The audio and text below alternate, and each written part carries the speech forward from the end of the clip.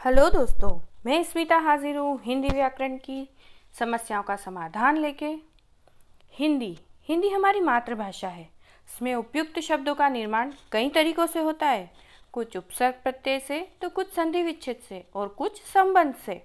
जैसे चार राहों वाला चौराहा, नीला है जो कमल नीलकमल।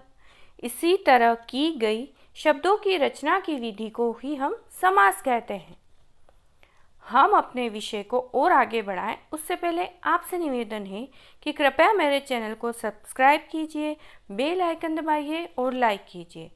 आपका ज़्यादा समय ना लेते हुए अब हम फटाफट समास की परिभाषा की ओर चलते हैं। दो या दो से अधिक शब्दों के मेल को संक्षिप्त कर नए पदों के निर्माण को समास कहते हैं। मेरी इस ट्रिक से आप समास कभी नहीं भूल पाओगे। ध्यान से अंत तक सुनिएगा। समास है दो शब्दों का मेल। या समास को ही हम समस्त पद कहते हैं। जैसे राजपुत्र एक समस्त पद है। इसमें राज पूर्व पद है और पुत्र उत्तर पद है। जब हम समस्त पद का पूर्व पद और उत्तर पद अलग अलग करते हैं तो होता है समास विग्रह, यानी कि समस्त पद का संधि विच्छेद। राजपुत्र समस्त पद है, राजा का पुत्र समास विग्रह, राज पूर्व पद और पुत्र उत्तर पद। इसी तरह हम किसी भी शब्द का संधि विच्छेद करके या पूर्व पद और उत्तर पद को अलग अलग करके समास विग्रह कर सकते हैं। किस पद में कौन सा समास है यह पहचान करने के लिए समास के विभिन्न भेदों को पहचानना होगा। समास के भेद, जैसा कि आप सभी को पता है, समास के 6 भेद हैं। अव्ययी भाव समास, तत्पुरुष समास, कर्मधारय समास, द्विगु समास, द्वंद्व समास और बहुब्रीहि समास। अव्ययी भाव समास, जिस शब्द का पहला पद प्रधान हो और दूसरा पद क्रिया विशेषण का काम करे तो उसे अव्ययी भाव समास कहते हैं। अव्ययी भाव समास का पहला पद अधिकतर उपसर्ग होता है।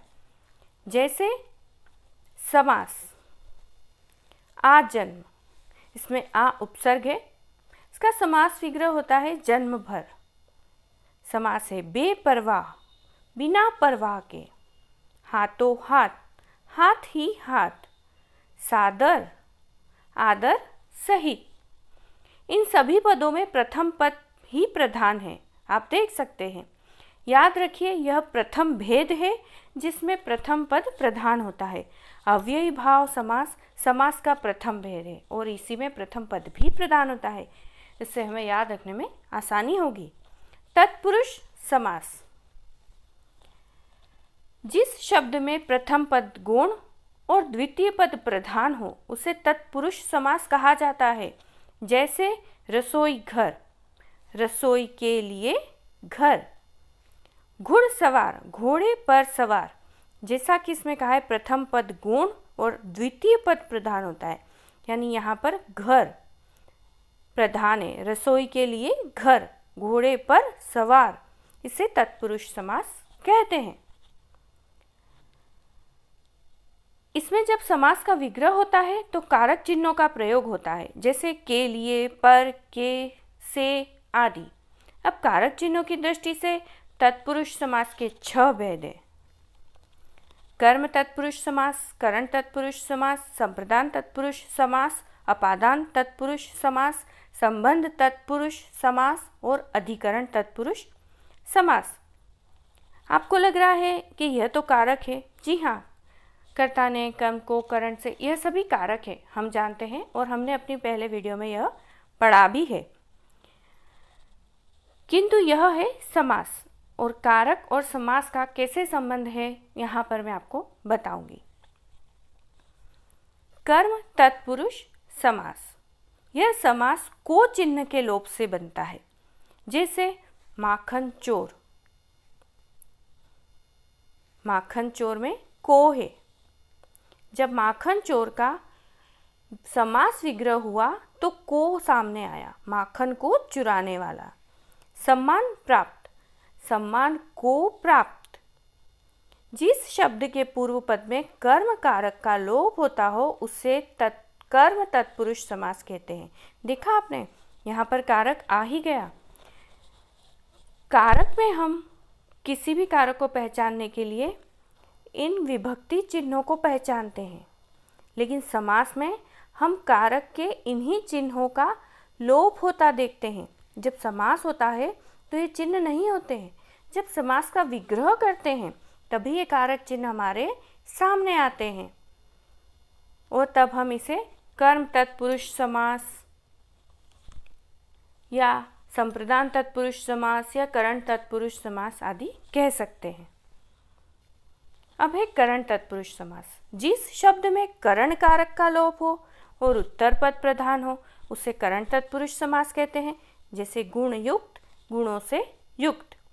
करण तत्पुरुष समास का विभक्ति चिन्ह है से, जिसका यहाँ पर समास में लोप हो गया था, किंतु समास विग्रह करते ही वह हमारे सामने है। कष्ट साध्य, कष्ट से साध्य। अब है संप्रदान तत्पुरुष समास। जिस समास के पूर्व पद में संप्रदान कारक का लोप हो उसे संप्रदान तत्पुरुष समास कहते हैं। जैसे विद्यालय, विद्या के लिए आलय। यहाँ पर के लिए, जो के लिए संप्रदान कारक का विभक्ति चिन्ह है जिसका संप्रदान तत्पुरुष समास में लोप होता है और समास विग्रह करने पर वह विभक्ति चिन्ह हमारे सामने होता है। अपादान तत्पुरुष समास।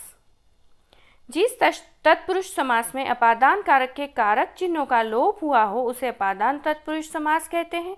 इसमें से नामक विभक्ति का लोप होता है। जैसे प्रदूषण रहित, प्रदूषण से रहित। पथ भ्रष्ट, पथ से भ्रष्ट। संबंध तत्पुरुष समास। जिस तत्पुरुष समास के संबंध कारक के कारक चिन्ह का लोप हुआ हो उसे संबंध तत्पुरुष समास कहते हैं। जैसे पवन पुत्र, पवन का पुत्र। दीनानाथ, दीनों के नाथ। अधिकरण तत्पुरुष समास। जिस समास के अधिकरण कारक का लोप हो उसे अधिकरण तत्पुरुष समास कहते हैं। जैसे पुरुषोत्तम, पुरुषों में उत्तम। पर्वतारोहण, पर्वत पर आरोहण। तत्पुरुष समास के सभी भेदों को याद रखने का एक सरल उपाय यह भी है कि कारक में कारक चिन्हों से उनकी पहचान हो सकती है, किंतु समास में उन्हीं कारक चिन्हों का लोप होता है, इसलिए उन्हीं कारकों के नाम से ही तत्पुरुष समास के भेदों को भी जाना जाता है। अब है कर्मधारय समास। जिस शब्द का प्रथम पद विशेषण और दूसरा पद विशेष या प्रथम पद उपमान और दूसरा पद उपमेय हो तो वह कर्मधारय समास कहलाता है। जैसे शब्द है नीलकमल, विशेषण विशेष नीला है जो कमल। प्रधानमंत्री, प्रधान है जो मंत्री। से उपमेय और उपमान के साथ इस तरह देख सकते हैं। मृग लोचन, मृग के समान लोचन। विद्या धन, विद्या रूपी धन। प्राण प्रिय, प्राणों के समान प्रिय। यहाँ पर उपमा दी गई है, उपमेय और उपमा का संबंध सामने ही प्रकट हो रहा है। द्विगु समास। यदि किसी शब्द के पूर्व पद से संख्या का बोध होता हो, वह उत्तर पद समूह का बोध करवाए तो वह द्विगु समास कहलाता है। जब द्विगु समास का विग्रह करते हैं तो का समूह या का समाहार लिखा जाता है। इसे देखकर आप परेशान मत होइए, मेरे साथ चलिए, 1 मिनट में होगा हमेशा के लिए याद। देखिए द्विगु समास जिसके नाम से ही संख्या का बोध हो रहा है। द्वि अर्थात 2। जहाँ भी प्रथम पद में संख्या और दूसरे पद में समूह का बोध होता हो तो हम एक ही सेकंड में पहचान सकते हैं कि यह द्विगु समास है। जैसे त्रिलोक, त्रिलोक तीनों लोकों का समूह।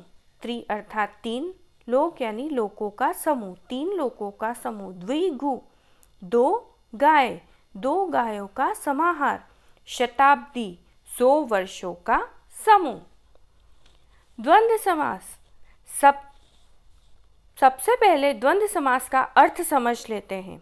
द्वंद्व का अर्थ है 2 वस्तुओं का जोड़ा या युग्म या फिर लड़ाई झगड़ा। द्वंद्व युद्ध हम कहते हैं ना, द्वंद्व युद्ध हो रहा है, वही द्वंद्व, लड़ाई झगड़ा। जैसा कि अर्थ से ही पता चल रहा है, जोड़ा यानी 2 समान वस्तुओं का जो होता है, और लड़ाई भी 2 समान वर्ग में ही होती है।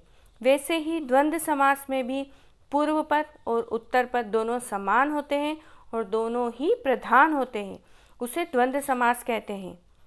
जिन शब्दों में पूर्व पद और उत्तर पद दोनों ही पद प्रधान हो, उसे द्वंद्व समास कहते हैं। जैसे पाप पुण्य, पाप और पुण्य। अन्न जल, अन्न और जल। माता पिता, माता और पिता।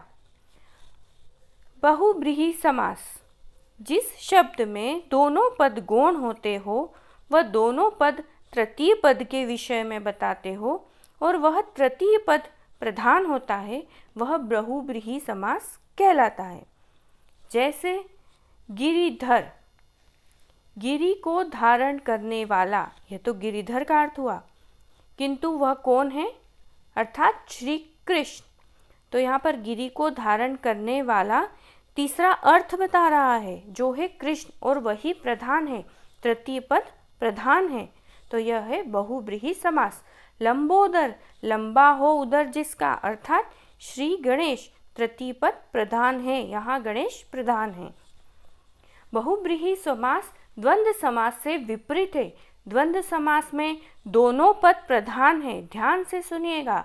द्वंद्व समास में दोनों पद प्रधान है और बहुब्रीहि समास में इसके विपरीत दोनों पद प्रधान नहीं होते हैं। दोनों पद अपना मूल अर्थ खोकर अन्य अर्थ प्रकट करते हैं और वही तीसरा अर्थ प्रधान होता है। आशा करती हूँ आपको मेरी वीडियो से समास समझने में आसानी हुई होगी। इसी के साथ आपसे आज्ञा चाहूँगी, प्लीज़ मेरे चैनल को सब्सक्राइब कीजिए, लाइक कीजिए, बेल आइकन दबाइए और कमेंट बॉक्स में कमेंट करना ना भूलिएगा। आपके प्रश्नों का उत्तर लेके जल्द ही हाजिर होंगी नई वीडियो नए विषय के साथ। धन्यवाद, नमस्कार।